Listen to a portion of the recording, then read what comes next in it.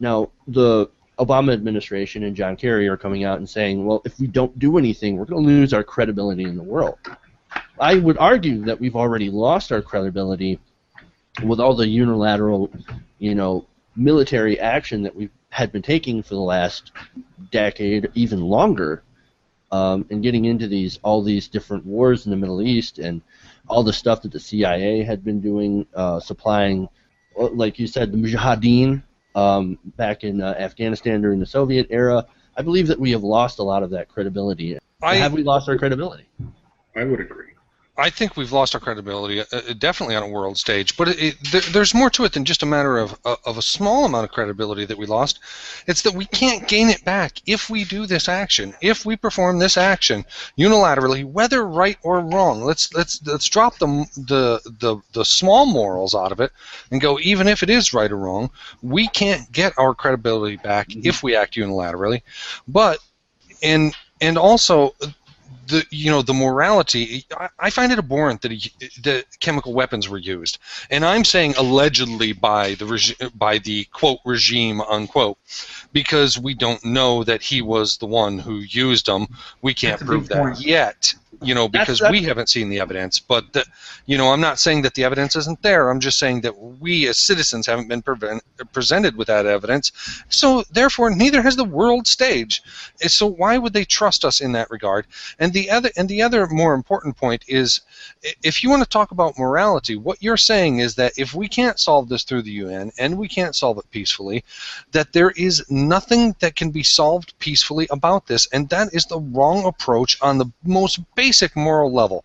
What you're saying is, if we have to attack Syria right now, if we have to punish them, then what you're saying is that my only thought is punitive. I can't think of a way to solve a problem without punitiveness. I have to punish somebody. I have to hit somebody with a stick. I have to be an ass. I have to be a dad who beats his kids. I have to, you're saying that no problem can be solved peacefully, and that is the most basic moral incorrect approach that you could have in a world stage.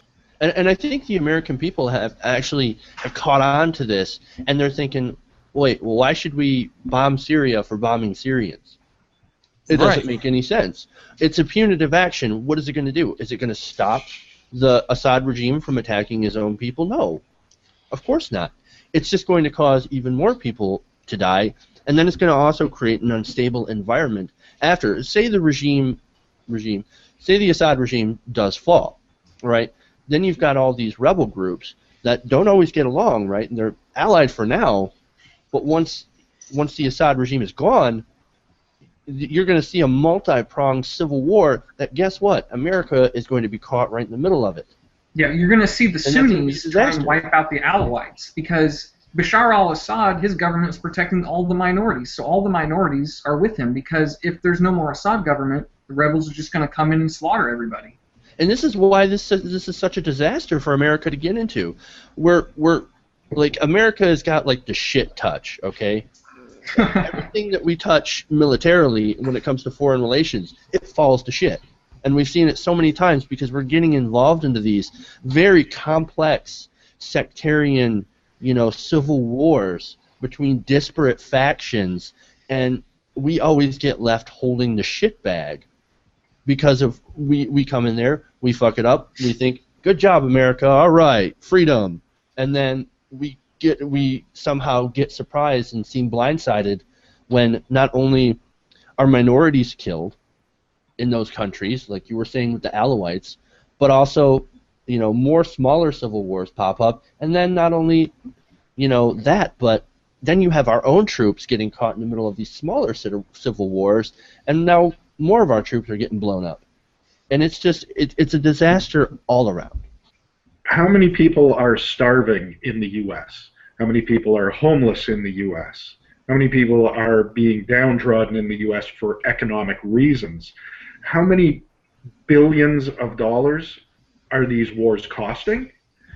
Where is the morality there? You're spending billions of dollars to kill people in foreign lands and aid other people in killing their people in foreign lands, while you're neglecting the people who are suffering at home.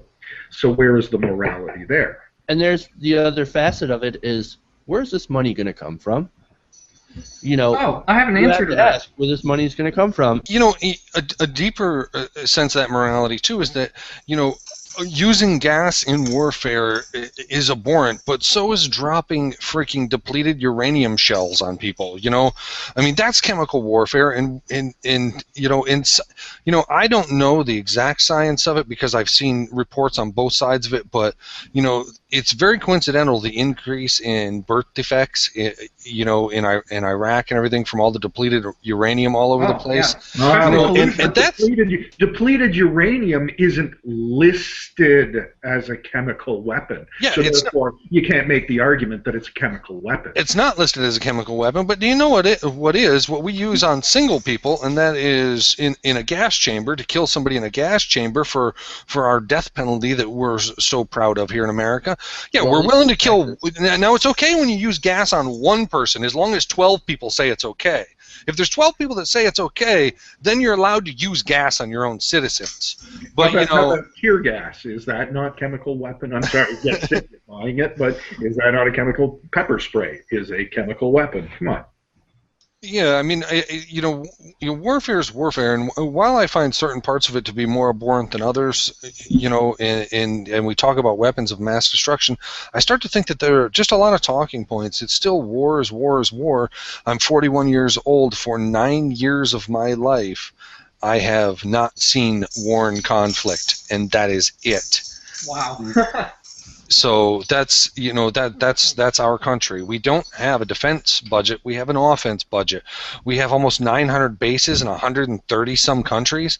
Get the fuck real here. I mean, what are we doing? And all of that money is part of our offensive budget, which we call the defense. Our defense budget. And that's actually wrong. We call it our national defense budget, and we use all of that for offense. What we actually use for defense doesn't even come out of that budget, and people don't even realize that when you start talking about the $600-700 billion that we use for that national defense, it's actually all just offense. What we use for defense comes out of the Homeland Security budget. So, let's be realistic here. We actually spend even more on our national defense, and our good defense is a freaking world dominating offense. I mean, we're the fucking Romans here. I mean, we don't have a right to start taking over the world, but we damn sure are. And there you go. And there's kind of the crux of the issue, is that we spend so much money. We're the richest country on earth, right? But we spend most of our money on war, on defense. And we spend more than the next 27 countries combined. We are the world police because we spend that much money to be the world police. And once again, I want to get back to the kind of the moral angle of how we pay for this war. Well, I could see, if we do go into Syria, they're going to come back and say, sorry guys, we had to pay for this war, so we're going to cut your Medicare, we're going to cut your Social Security, we're going to cut your food aid, we're going to cut all of our help for the poor because, hey, we've got to pay for this national security issue. And that's what they wrap this whole thing up into is, no, guys, it's a matter of national security. How is it a matter of national security? They're not coming over and attacking us, just like Iraq didn't come over and attack us. But they still wrap that up in the flag in the idea of national security. Yeah, now we either become one or the other. We either become a rebel air force within that country in a different amount of rebels, and we don't know. And I did hear a Republican say we're going to become the Air Force of Al Qaeda if we get involved. And while that might be hyperbolic, it's also true. Because they are part of the rebels fighting in Syria. There is a group of Al-Qaeda fighting in Syria as part of the rebel group. Yep. Now, there's other rebel groups there as well, so we're going to vet them. But our vetting isn't very trustworthy. Also, our evidence isn't very trustworthy. And like Russia already said that they don't trust the evidence that we've already made public, well, at the UN, you need to present a little bit more evidence. And if Russia still does not agree, Well, then guess what? We didn't present enough evidence, but at least you've put them on the world stage. You can put Russia and you can put China on the world stage and make them cast their vote. Make them go on the record and saying, you know, that this is how it is, or this is the way they feel, or that they're okay with chemical weapons, you know. But you know, to say that there's a difference in it, and to get involved in it, and to be the world police in this case is just, it's as abhorrent as the use of those chemical weapons. It really is. One thing that I found interesting in the news that I've heard, I don't know how true it is or how prevalent it is, but I've also heard that message, that one of trusting the information and doing what is just for the right reason, is getting through also to military servicemen now, because I hear there's some protests going on within the military of soldiers who are now complaining vocally that they signed up for the U.S. military. They signed up to protect America. They didn't sign up to fight for Al-Qaeda. Now, another point I'd like to make is a personal opinion of politics, and I know that there's a lot agree with me and others that don't, but I don't believe in a true all-out democracy. I like a representative democracy. True all-out democracies will always fail. They have in the past, and you know, we have pretty good examples of how those don't work as well as a representative democracy. We have a representative democracy, although ours is skewed and needs corrected. In our system, Senate bodies, I look to them as, quote, leaders, unquote. But the House, I don't. Even in their name, they are the people's representatives. They have short terms.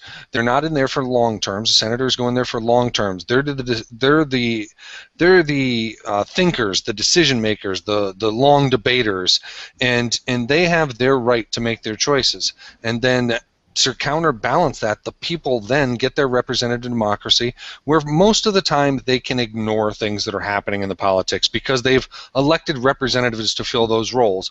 But when they see something that is so important to them that they start making those phone calls, they start writing those letters, they start knocking on doors, then it is up to their representatives to vote for the people's opinions, to represent them, to not be leaders.